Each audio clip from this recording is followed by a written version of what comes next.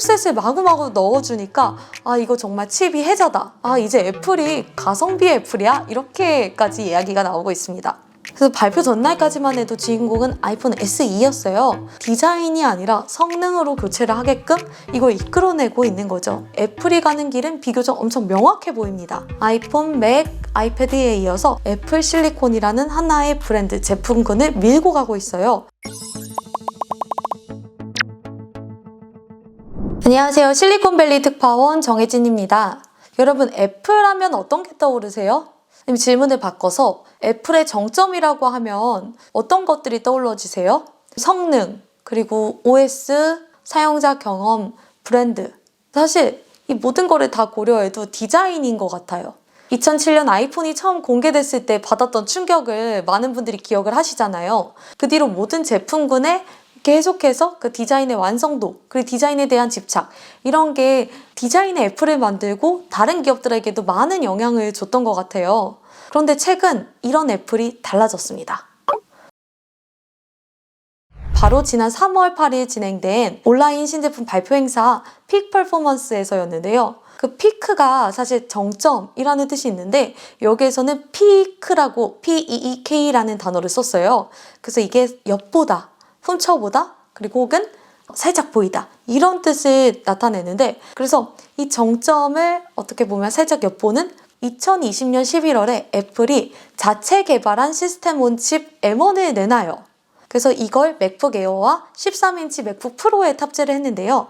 시스템 온 칩이 CPU, GPU, 메모리 이렇게 여러 기능을 하나의 칩에 통합한 맞춤 반도체를 이야기해요.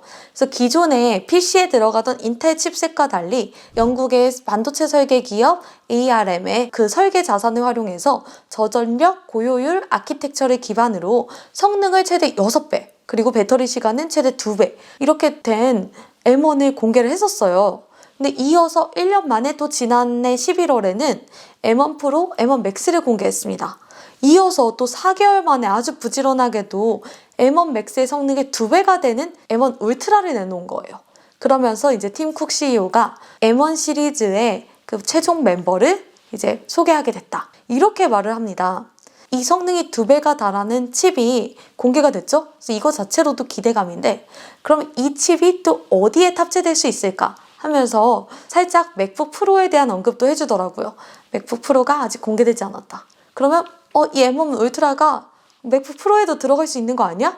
이렇게 사람들이 기대감이 생기는 거죠. 그래서 공개된 것만큼이나 공개되지 않은 것, 앞으로 공개될 것에 대한 기대감이 굉장히 커진 그런 발표였고요. 또 동시에 애플이 애플 실리콘을 이제 아이폰, 맥북 이런 것들을 있는 차세대 하나의 브랜드군, 제품군으로 들고 나왔다는 겁니다. 그래서 1960년대 이후 실리콘밸리를 다시 이 반도체 칩셋 붐을 일으키느냐, 여기에 또 중심이 애플이 있는 것 같다, 이렇게 해서 사람들이 기대를 많이 모으고 있어요. 그러면은 M1 울트라, 이걸 좀 얘기해 보기 위해서는 M1 울트라를 탑재한 제품으로 이번에 공개된 데스크톱이죠. 맥 스튜디오를 한번 이야기해 볼게요. 무려 8K의 영상 422개를 동시 재생할 수 있다고 합니다. M1 맥스를 탑재했던 아이맥보다 성능이 3.4배 빠르고요. 맥 프로보다는 80%나 빨라졌다고 합니다. 그래서 그 3.4배 80% 이거 내가 어떻게 감이 안 오잖아요.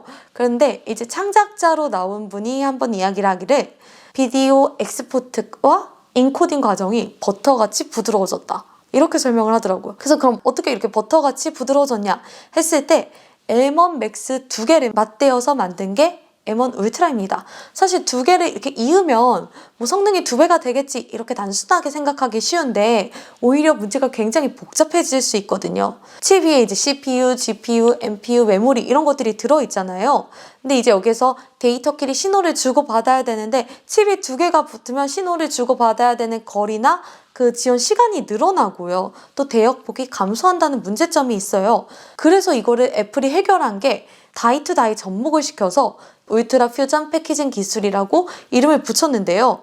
이제 2개의 칩이지만 그 결과 하나의 칩으로 인식하게 해서 지원 시간을 줄였고 초당 2.5TB에 달하는 그 전송 속도를 확보했어요. 여기에 전송 속도만 빠르면 안 되잖아요. 트랜지스터가 1140억 개. 그러니까 M1에 비해서 7배나 늘어났습니다. 이 데스크톱도 어마어마한데 이게 전문가용 창작 도구에만 머무를까? 아니라는 거죠. 이 M1 울트라가 앞으로 나올 다른 제품군에도 쓰이면서 기대감이 좀 생기지 않을까, 그런 의견들이 나오고 있습니다. 그리고 여기에 같이 나온 모니터도 되게 특별해요. 모니터인 스튜디오 디스플레이는 A13 바이오닉 칩을 넣었어요. 이게 사실 아이폰 11 프로 맥스 여기에 탑재됐고요. 이후에 있는 아이폰 SE 2세대에 탑재가 된 거예요. 이게 모니터에 들어간 거죠. 그래서 모니터에 들어가서 우리가 줌으로 할 때 뭐 센터 스테이지 기능, 인물을 이제 가운데 초점에 계속 두는 기능, 이런 것을 할 때 쓰인다고 하니까 모니터가 웬만한 스마트폰 이상으로 똑똑해지는 그런 시대까지 온 거예요. 그래서 칩셋을 마구마구 넣어주니까 이거 정말 칩이 해자다. 이제 애플이 가성비 애플이야? 이렇게까지 이야기가 나오고 있습니다. 그래서 발표 전날까지만 해도 주인공은 아이폰 SE였어요. 근데 아이폰 SE는 이번에 어떤 변화를 맞았냐면 아이폰 13, 저도 지금 쓰고 있는 건데 거기에 들어갔던 그 A15 바이오닉 칩을 여기에 넣어줬어요. 그럼 아이폰 13과 아이폰 SE 3세대가 성능은 비슷해진 거죠. 주사율이나 다른 부분은 달라질 수 있지만 기본 성능이 비슷해진 거예요. 그래서 그럼 뭐야, 이게 다 똑같아진 거야? 뭐가 달라진 거야? 하지만 이 성능은 계속 올라갈 것이라는 기대감을 주는 거죠. 또 이 예를 보여주듯이 아이패드 에어도 사실 저희가 고를 때 가볍긴 한데 성능이 좀 떨어져서 항상 아이패드 프로와 고민하게 되는 이유가 있잖아요. 그런데 아이패드 프로에 들어갔던 M1 칩이 이번에 아이패드 에어에 같은 가격인데 들어갑니다. 그래서 정말 기본 사양과 주사율만 차이가 있어요. 그러니까 이게 계속해서 지금 제품은 교체를 디자인이 아니라 성능으로 교체를 하게끔 이걸 이끌어내고 있는 거죠. 그래서 그럼 다음 신제품에 어떤 게 탑재될지 계속 기대감을 만들고요. 애플이 가는 길은 비교적 엄청 명확해 보입니다. 아이폰, 맥, 아이패드에 이어서 애플 실리콘이라는 하나의 브랜드 제품군을 밀고 가고 있어요. 근데 사실 애플이 한 방에 이걸 성공시킨 건 아닙니다. 많은 일들이 있었어요. 스티브 잡스 창업자 시절부터 맥에 들어가는 칩 만들어보자 해서 모토로라, IBM 3사가 합작해서 파워PC 칩이라는 걸 만들었는데 도무지 성능이 좋지 않았어요. 그래서 결국 2006년에는 다시 인텔 칩을 받아들이게 됐는데, 이후에 아이폰을 만들기 전에도 인텔에 우리 자체 칩 좀 만들어줘 했는데 인텔이 이건 돈이 안 될 거라고 판단한 거죠. 그래서 당시 CEO인 폴 오텔리니가 거절을 했어요. 근데 여기에서 그쳤느냐? 이제 2008년에는 애플이 칩 설계 회사인 PA세미를 인수하고 또 몇 년 뒤에는 자체 칩인 바이오닉 칩을 만들어가지고 아이패드에 탑재를 하기도 했어요. 그런 시간을 거쳐서 이제 원하는 칩을 원하는 제품에 넣고 계속해서 칩의 성능을 늘려가면서 모두를 긴장하게 하고 있는 애플인데요. 그래서 다른 기업들에게도 영향을 준 게 아마존이나 페이스북 같은 회사들도 자체 칩을 만드는데 굉장히 열을 올리고 있습니다. 그래서 실리콘밸리가 1960년대 이후 또 다른 반도체 붐을 맞았는데 이것을 어떤 식으로 이끌어갈지 또 어떤 구도가 펼쳐질지 관심이 가는 부분입니다. 그래서 앞으로도 새로운 내용 업데이트 되면 다시 찾아오겠습니다.